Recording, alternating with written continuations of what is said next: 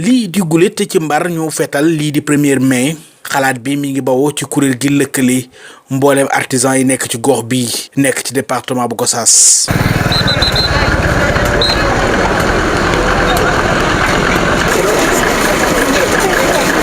ginnaaw bu ñu jeexalee dox bu ñu waajul bii liggéeykat yi nekk ci Mbar jébbal kii di madame Marie Antouta Ngou mi nekk première adjointe au maire bu Mbar kay bi ñu dëxañ seeni jàmbat. 1er mai mooy fête travail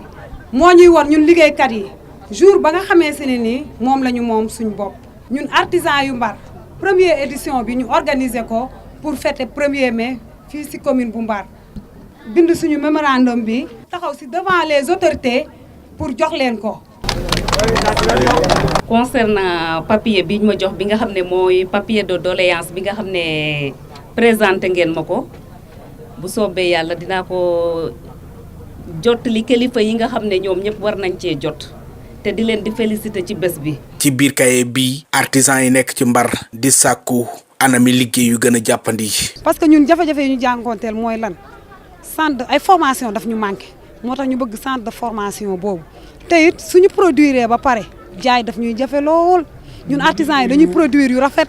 yu tegu ci yoon macha allah kenn dàq ñu produire waaye pour ñu jaay wala ñu gis suñu produit daf ñuy jafe lool loolu mooy suñu problème. mbooleem liggéeykat yi nekk ci biir Mbar ñu ràññee ci ay ñawkat ay wuude ay menuisier defarkati robinet ay tëgg ak yeneen ni liggéeykat ñoom ñëpp wuy ci woote bii laata ñuy teewi ab benn conférence bu lañ ko doon waxtaanee lépp mi ngi jëm ci wàllu liggéey.